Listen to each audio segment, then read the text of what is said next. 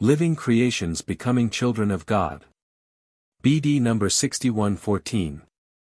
November 19, 1954, it pleased me to furnish you with all your abilities, but the development of these abilities is left up to you. I created you with all the aptitudes to shape yourselves into gods, but you have to make use of these aptitudes. For I gave you free will which must now strive for that which is my plan, your transformation from living creations into children.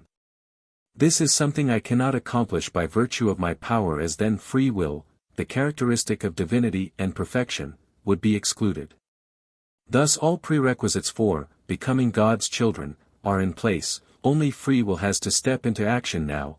Thus you yourselves have to want to shape yourselves into my children, you must accomplish the deification of your nature yourselves. And for this purpose you were given life on earth. You were created in perfection and able to use your free will from the start, which belonged to a perfect being as well. You, who are embodied on earth, misused your free will. You did not use it in a positive but in a negative way, even though, as perfect beings you had full realization, which, however, was not allowed to impede your expression of free will.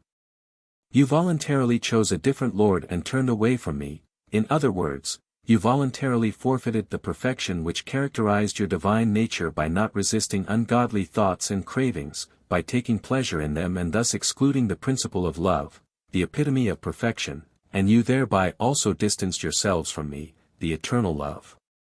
Your free will managed to do this, for the abilities bestowed upon you would have sufficed fully to deify yourselves. You could just as easily have voluntarily allowed yourselves to be governed by everything of a noble, good, and perfect nature. You could have given your love to me and striven towards me as a father with all your senses, and you would have demonstrated that you were and wanted to remain perfect, divine beings.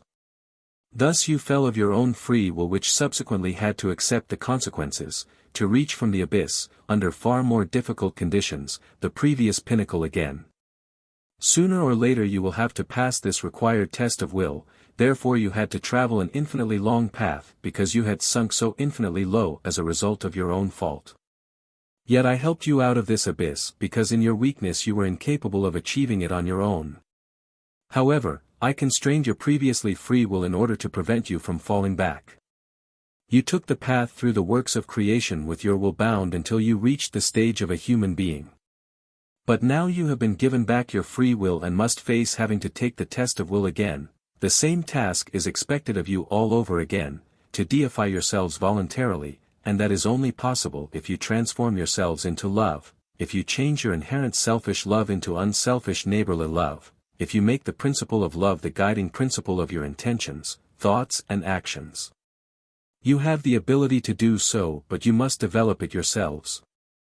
And with the right will you can certainly succeed, and then you will have reached the goal, if only by making a long detour, after an infinitely long time.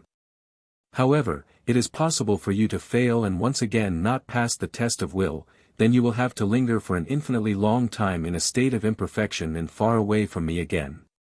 I will always offer you the opportunity to reach your goal. Nevertheless, your will is free and this determines the length of time until you reach perfection. Amen.